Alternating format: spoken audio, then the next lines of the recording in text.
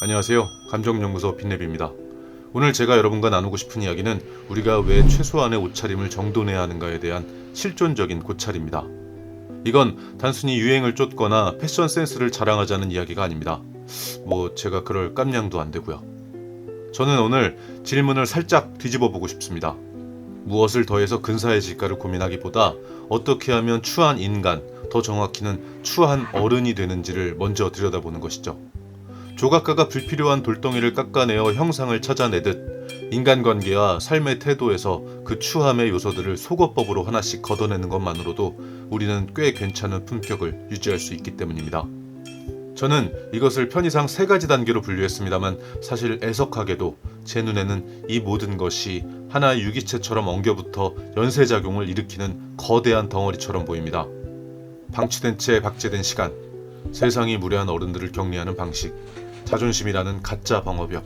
자, 하나씩 이야기해보시죠. 추함의 첫 번째 단계는 자신에 대한 방치에서 시작됩니다. 옷차림이나 태도, 말버릇 같은 것들은 사실 한 인간이 사회적 존재로 서기 위해 배워야 하는 가장 기초적인 언어입니다. 우리가 모국어를 배우듯 사회적 문법으로서의 외형을 가꾸는 법을 익혀야 하는 것이죠. 단정한 인상이란 무엇일까요? 그것은 조용하지만 강력한 비언어적 신호입니다. 나는 나를 함부로 내버려 두지 않습니다. 나는 당신을 존중할 최소한의 준비가 되어 있습니다. 라는 메시지를 몸으로 송출하는 것이죠. 문제는 이 기본값을 학습하지 못한 채 육체만 성인이 된 경우입니다. 성장 과정에서 타인과 세계를 대하는 최소한의 시각적 문법을 체득할 기회를 놓친 채 그저 나이만 먹어버린 것이죠. 이런 사람들은 자신의 구겨진 셔츠나 관리가 안 된 손톱이 단순한 취향이 아니라 타인에 대한 무성의함으로 읽힌다는 사실을 체감하지 못합니다. 감각 자체가 마비된 채 자신의 외형과 태도에 자신을 방치해온 시간이 고스란히 묻어나오는데도 본인만 그 사실을 모른 채 어른이라는 이름으로 박제되어 버리는 것입니다. 이것이 방치가 낳는 첫 번째 비극입니다. 두 번째 단계는 더 잔인하고 차갑습니다. 성인이 된 이들에게 세상은 더 이상 그 어떤 친절한 교정도 시도하지 않는다는 냉혹한 진실입니다. 어린아이의 잘못은 부모와 교사의 훈육 대상이지만 어른의 무례함은 조용한 기피 대상이 됩니다. 나이가 든 누군가의 태도와 옷차림을 지적하는 일은 누구에게나 피곤하고 위험한 소모전입니다. 지적을 해봐야 돌아오는 것은 꼰대질이라는 반발이거나 변명뿐이라는 걸 세상은 이미 알고 있는 것이죠. 그래서 세상은 아주 효율적이고도 잔인한 해결책을 선택합니다. 바로 침묵과 격리입니다. 세상은 이토록 건조하게 방치된 이들을 포기합니다. 주변에서 아무도 뭐라고 하지 않기에 스스로가 꽤 괜찮은 어른인 줄 착각하기 쉽지만 사실 그것은 그가 완벽해서가 아닙니다. 이미 주변에 진심 어린 조언을 건넬 만큼 깊은 관계가 남아있지 않다는 절망적인 신호일 수 있다는 것이죠. 화를 내는 것보다 무서운 건 누구도 그 사람을 진지한 관계의 후보군에 두지 않는다는 것이 거대한 침묵 속에 고립되는 것입니다. 사회적 사형 선고는 단두대 위에서 내려지는 것이 아니라 아무도 그 사람의 셔츠 깃이 뒤집힌 것을 말해주지 않는 그 순간 이미 집행되고 있는 것입니다. 세 번째 흐름은 이 모든 과정이 결합되어 나타나는 기괴한 결과물입니다. 사회적으로 은근한 외면을 당하며 쌓인 열등감이 오히려 자존심을 앞세운 과잉된 태도로 나타나 자신을 고착시켜버리는 모습입니다. 인간은 본능적으로 자신이 외면받고 있다는 걸 느낍니다. 이때 자아 분화가 미숙한 이들은 화살을 외부로 돌립니다. 세상이 너무 가식적이다. 요즘 애들은 껍데기만 본다. 내가 너무 솔직해서 다들 불편해한다. 라고 자기 방치를 자유로 포장하며 자기 자신을 동굴 속에 가둡니다. 무시당한다고 느낄수록 자존심의 성벽을 높이 쌓고 인정받지 못할수록 더 무례한 행동을 반복합니다. 이것이 우리가 종종 목격하는 소통이 불가능해진 추한 어른의 전형적인 심리 구조입니다. 그들은 스스로를 지키기 위해 방어벽을 쌓았다고 믿지만 사실은 그 벽 안에 스스로를 가두고 서서히 썩어가고 있는 것일지도 모릅니다. 여기서 우리는 한 단계 더 깊은 사유로 나아가야 합니다. 옷을 정돈하는 행위는 단순히 멋을 부리는 것이 아니라 고도의 인지적 메타인지 활동입니다. 심리학에는 후광 효과와 초두 효과라는 개념이 있습니다. 인간의 뇌는 타인을 파악할 때 결코 심층적인 인격 분석부터 시작하지 않습니다. 뇌는 생존을 위해 가장 효율적인 방식을 택하며 가장 표면에 드러난 시각 데이터, 즉 정돈 상태를 통해 그 사람의 내부 질서가 얼마나 잡혀 있는지를 유의미하게 유추합니다. 자신을 정돈하는 사람은 내 외형이 타인의 인지체계에 어떤 신호를 보내고 있는지 객관적으로 파악하고 그것을 의도적으로 통제합니다. 이것은 가식이 아니라 사회적 지능입니다. 정돈된 외형은 타인에게 구걸하는 인정이 아닙니다.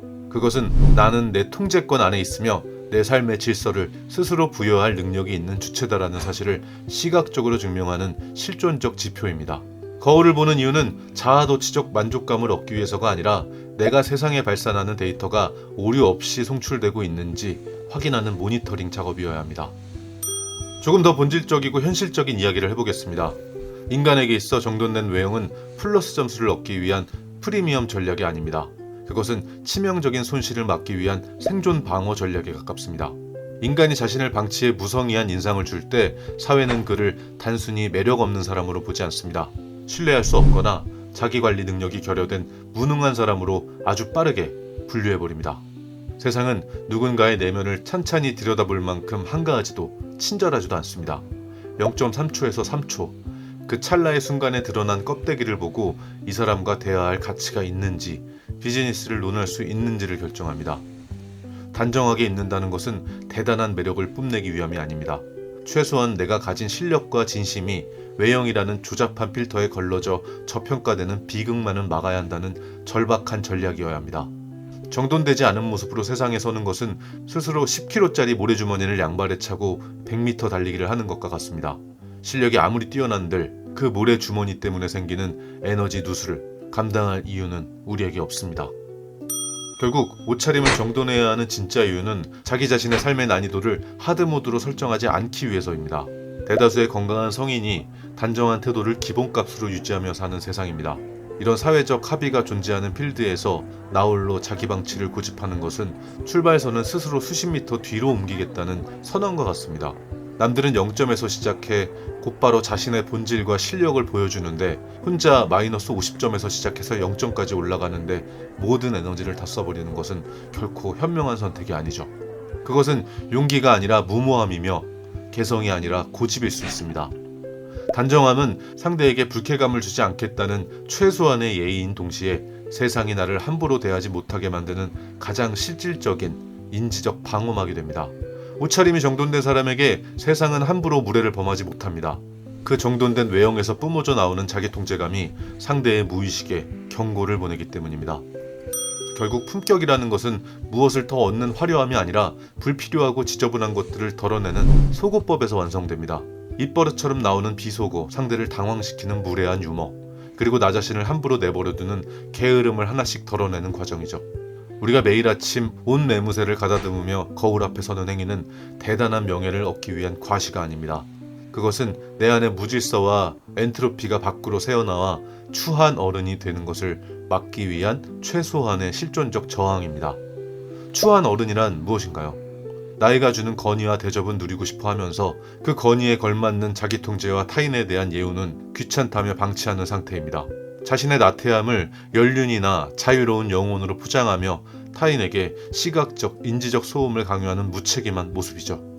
내면이 진정으로 중요하다면 그 소중한 내면이 세상에 안전하게 전달될 수 있는 통로인 외면 또한 방치해서는 안 됩니다. 품격 있는 성인은 내가 나를 어떻게 대우하고 있는지를 옷차림으로 먼저 증명합니다. 불필요한 추함의 군사를 하나씩 소거해 나가는 것, 그것이 제가 생각하는 가장 근사하고 강력한 어른의 질서입니다. 오늘 여러분이 마주한 거울 속에는 어떤 데이터가 흐르고 있나요? 그 데이터는 여러분의 진심을 온전히 전달하고 있나요? 아니면 여러분의 실력을 갉아먹고 있나요?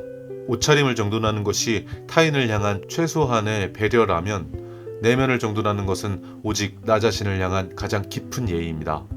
껍데기의 속어법을 끝냈다면 이제 그 단정한 외피 안에 무엇을 채울지 고민해야 할 차례입니다. 내 안의 감정과 제대로 마주하는 법에 대해 제가 이전에 깊이 다룬 영상이 하나 있습니다. 지금 거울 앞에 내 모습이 정돈되어 있음에도 어딘가 낯설게 느껴지신다면 고정 댓글의 영상이 여러분의 다음 안내 지도가 되어줄 겁니다. 네, 오늘 영상은 여기까지입니다. 영상이 도움이 되셨다면 구독 부탁드리고요. 자신만의 질서를 세워갈 여러분께 응원을 보내며 저는 이만 가보겠습니다. 감사합니다. 안녕히 계세요.